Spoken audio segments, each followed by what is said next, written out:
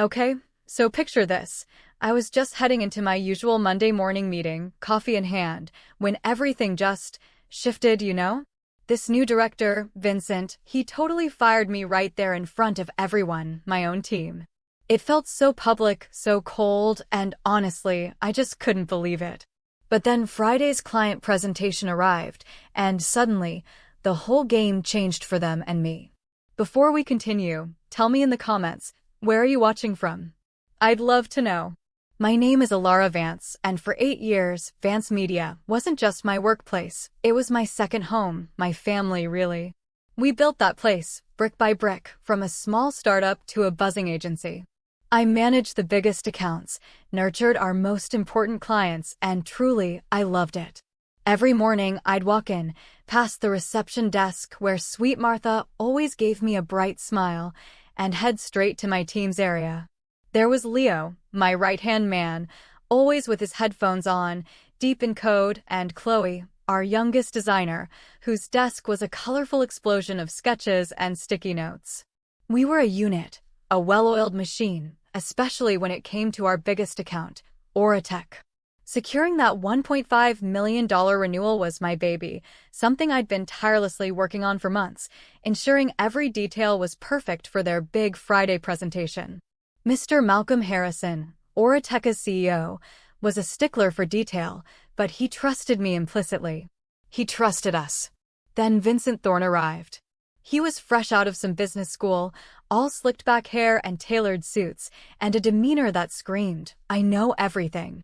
His first week, he sat in on our team meetings, not saying much, just watching with a strange, almost critical look in his eyes. He didn't try to learn our processes, didn't ask about our clients, just observed, like we were some exhibit. I tried to introduce myself properly, offering to walk him through Oratech's specific needs. "Mr. Thorne," I'd said, extending my hand, "I'm Alara Vance, Senior Account Executive. I handle Oratech, and I'd be happy to give you a briefing." He'd barely touched my hand, his gaze flicking past me. "Alara," he'd said, his voice clipped, "I'm sure I'll grasp the essentials in due course." "Thank you." It was dismissive, a little arrogant, but I brushed it off. New boss, new style, right? I tried to give him the benefit of the doubt, but a knot of unease had already started forming in my stomach. Something just felt off. The unease grew into genuine worry. He started making subtle changes that felt like jabs at my authority. He'd bypass me, sending direct emails to my team members for tasks I'd already delegated, or he'd contradict my instructions in front of them. One afternoon, I walked by his office and heard him on the phone, talking about streamlining and fresh perspectives. I didn't think much of it then, but the words echoed in my head, feeling like a premonition. Leo and Chloe noticed it too. Leo, usually quiet, pulled me aside one day. "Alara," he murmured, his brow furrowed. "Vincent, he just changed the server access protocols for the Oratech files. Didn't even tell you, did he?" My heart skipped a beat. No, he hadn't. That was a direct undermining of my project lead role. "Thanks, Leo," I'd managed, forcing a smile, but inside, I was fuming. This wasn't just new management. This felt like sabotage. Then came Monday. I remember it vividly. The air in the office felt heavier than usual. Vincent had called a mandatory, all-hands team meeting, not just my immediate team, but the whole department. Everyone gathered in the main conference room, a place usually reserved for celebrating wins or strategizing big campaigns. I walked in, coffee still warm in my hand, and saw Vincent standing at the head of the long table, a smug, almost triumphant look on his face. My team, Leo, Chloe, David, Sarah, they were all there, looking a little confused, maybe a little scared. I took my usual seat, a small smile for Chloe, a nod for Leo. Vincent cleared his throat, the sound amplified by the sudden silence. "Good morning, everyone," he began, his voice smooth, controlled. "I've called this meeting to announce some operational adjustments." My stomach clenched. Here we go, I thought. More streamlining. He went on, droning about efficiency and new directions for the company. My eyes scanned the room. Everyone seemed to be holding their breath. Then he paused, a dramatic, calculated silence. His gaze landed directly on me. My breath hitched. "Effective immediately," he said, his voice dropping. "Alara Vance's position as senior account executive has been terminated." The words hit me like a physical blow. Terminated? Me? In front of everyone? My coffee cup clattered slightly against the table. I stared at him, my mouth slightly open, completely stunned. It was a cold, public execution. "Vincent," I managed, my voice a strangled whisper. What are you talking about?" He gave a condescending smirk. "Alara, your services are no longer aligned with the company's forward-looking vision. We need fresh talent, a new approach." Fresh talent? I'd built this. My eyes darted to Leo and Chloe. Leo's face was a mask of shock, his mouth agape. Chloe looked like she might cry, her hand instinctively reaching for mine under the table. Vincent, seeing my reaction, pressed on, enjoying his moment. "Security will escort Alara to her desk to collect her personal belongings and then off the premises. Effective immediately." My face burned with humiliation. Security? As if I was a criminal. I could feel the stares, the whispers, the pity in my colleagues' eyes. It was unbearable. I stood up slowly, my legs feeling like jelly. My hands trembled as I gripped the edge of the table. You can't be serious," I whispered, my voice raw with disbelief. Vincent just gestured towards the door. Two burly security guards, who must have been waiting outside, stepped into the room. This was real. This was happening. My career, my reputation, my home, all of it, shattered in a single, brutal moment. The world outside Vance Media felt cold, indifferent. One minute, I was Alara Vance, the trusted senior account executive with a prestigious career. The next, I was just Alara. Walking out of that building, a small box of personal items clutched to my chest, felt like a walk of shame. The security guards, thankfully, kept a respectful distance, but the message was clear. I was out. Done. Finished. I hailed a cab, the city blurring through the window as tears welled in my eyes. The humiliation, the injustice, not at me. 8 years of dedication, loyalty, and hard work, reduced to a terse, public dismissal. Vincent Thorne had not only fired me, he had tried to erase me. The first few days at home were a blur of anger, self-pity, and utter confusion. I replayed the scene in my head 1,000 times, wishing I'd said something, anything, more impactful, more defiant. But shock had clamped my jaw shut. My phone buzzed constantly with texts from Leo and Chloe, messages of support, outrage, and genuine sadness. "Alara, I can't believe it," Chloe had texted. "It's so unfair. What about Oratech?" That question hung in the air, heavier than anything else. My carefully built financial stability felt like it was crumbling. I had bills, a mortgage, a life I'd worked tirelessly to build. The thought of starting over, of polishing my resume and going through endless interviews, filled me with dread. Who would hire someone who was publicly fired, even if it was unjust? Doubt, a cruel companion, settled in. Was Vincent right? Was I outdated? My confidence, once my strongest asset, was severely shaken. I spent hours staring at my laptop, scrolling through job boards, but nothing felt right, nothing sparked even a flicker of interest. The thought of Oratech, of Mr. Harrison, was a constant throb in the back of my mind. The presentation was Friday, just a few days away. I knew all the ins and outs of that deal, the specific nuances Mr. Harrison expected. Without me, I truly wondered how it would go. Then, Tuesday morning, my personal phone rang. It was an unfamiliar number. I almost didn't answer it, figuring it was a recruiter, but something urged me to pick up. "Hello, Alara Vance speaking," I said, my voice still a little hoarse from all the emotional turmoil. "Alara, it's Malcolm Harrison." The voice on the other end boomed, instantly recognizable. "Mr. Harrison." My heart leaped into my throat. "Malcolm, hello." I stammered, completely caught off guard. "I was just wondering about Friday's presentation," he continued, his tone a little confused. "Your office confirmed it's still on, but I hadn't heard from you about the final touches on the proposal. Is everything in order?" He sounded genuinely puzzled, completely unaware of what had happened. A moment of panic, then a thought, swift and clear. cut through my despair. Wait, what? He didn't know. My company hadn't even bothered to tell their biggest client that I, the lead on their project, had been unceremoniously dumped. A strange calm washed over me. This was it. This was my moment. My chance. I took a deep breath. Malcolm, I said, choosing my words carefully. Actually, there's been a slight change of plans on my end. I couldn't outright lie, but I could certainly omit some crucial details. I've decided to pursue some independent consulting opportunities. However, I continued, feeling a surge of adrenaline. My commitment to the Oratech project remains absolute. I've personally overseen every aspect, and I'm prepared to deliver the final proposal myself as an independent consultant. You'll still get the same quality, the same dedicated work, perhaps even more focused, without any internal distractions. There was a pause on the other end.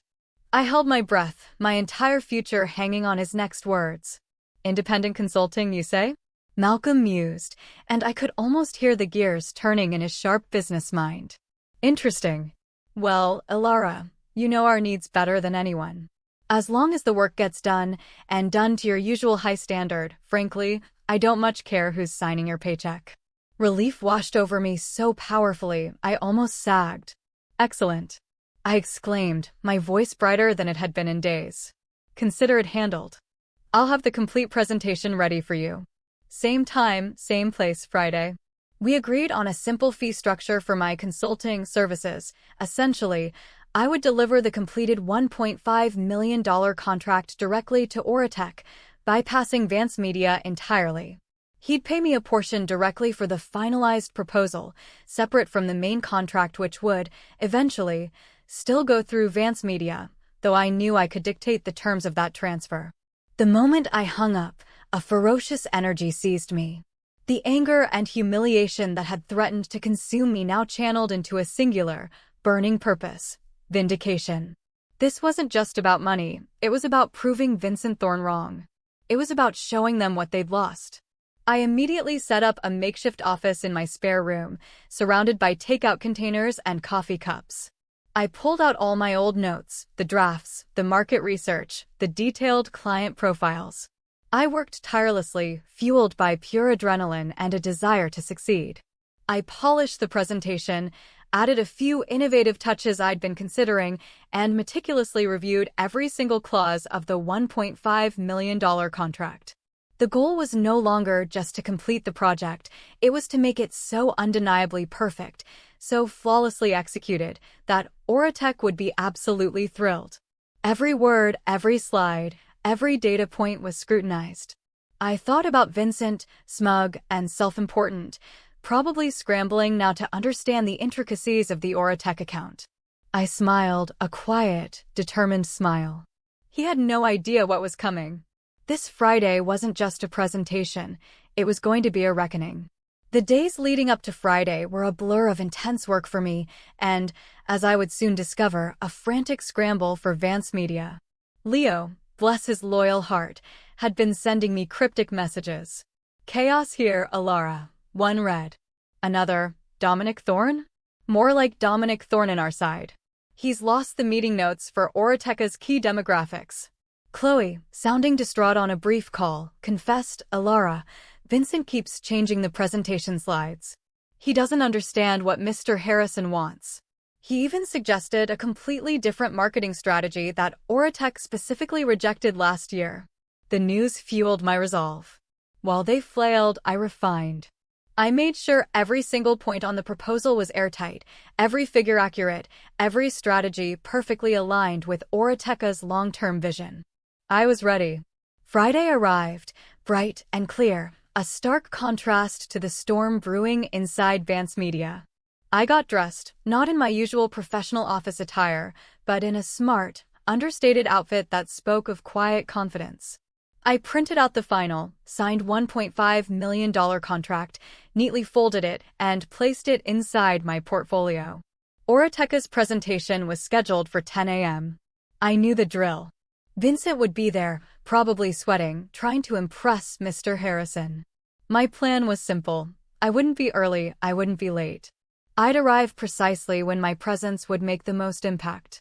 I headed to the Vance Media building, not with a box of my belongings this time, but with a renewed sense of purpose. I arrived at Vance Media at 10:30 a.m., just as the presentation, I imagined, would be hitting its most critical point. The reception area was unusually quiet. Martha, the sweet receptionist, looked flustered. "Alara," she whispered, her eyes wide. "What are you?" I put a finger to my lips, a small, knowing smile playing on my lips. "Just here for a very important meeting, Martha." I walked past her, straight to the main conference room.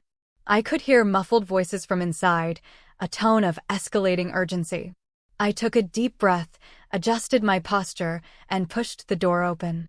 The scene inside was pure chaos.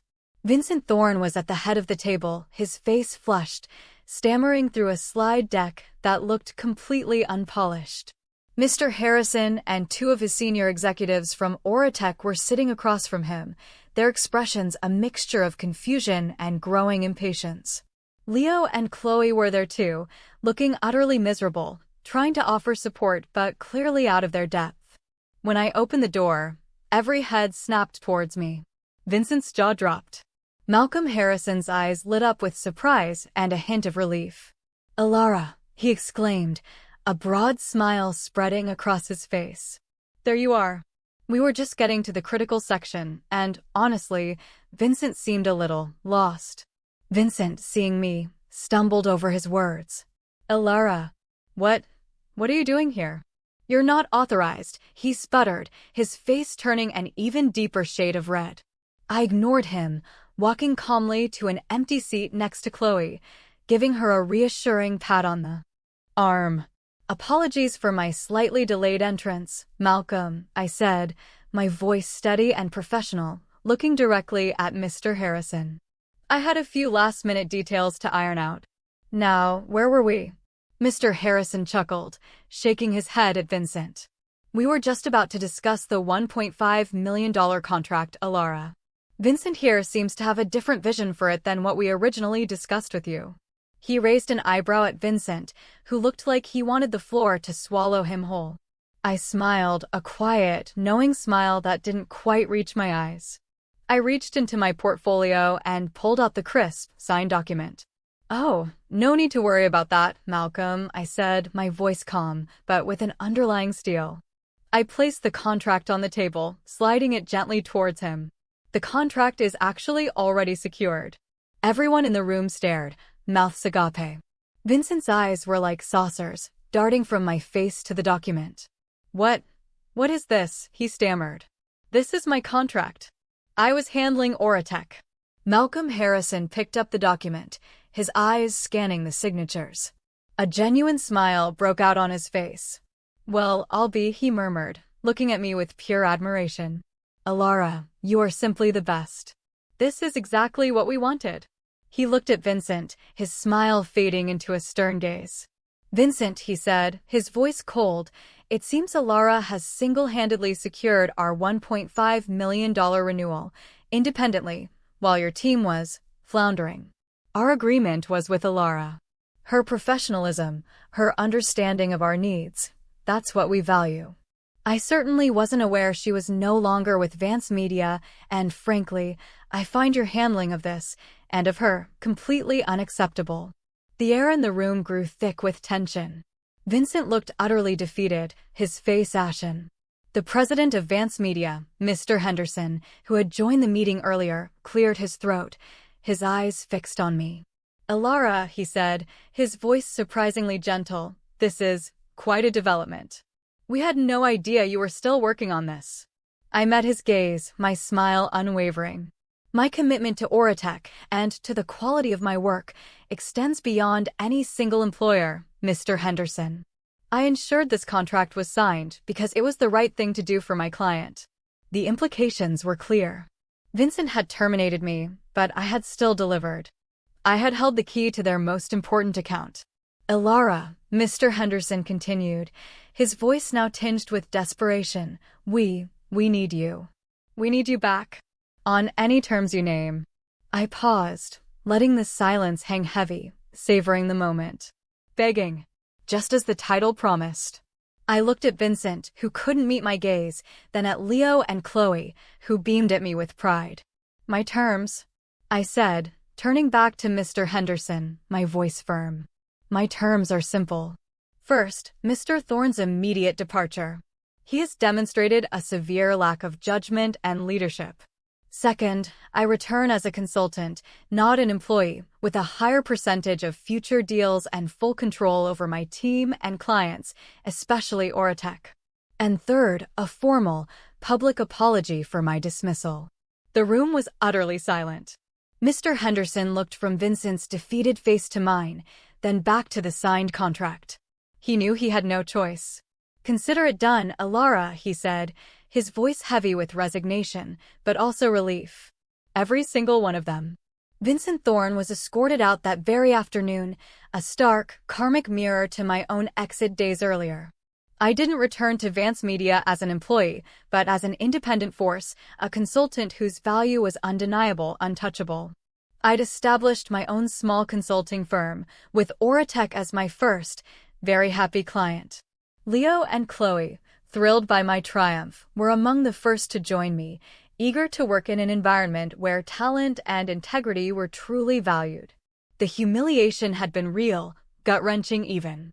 But the quiet smile I held, knowing I had secured that $1.5 million contract and then dictated my own triumphant return, that was sweeter than any revenge.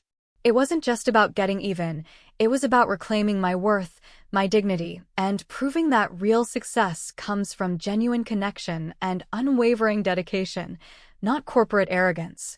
What do you think about standing up for yourself in the face of injustice? Let me know.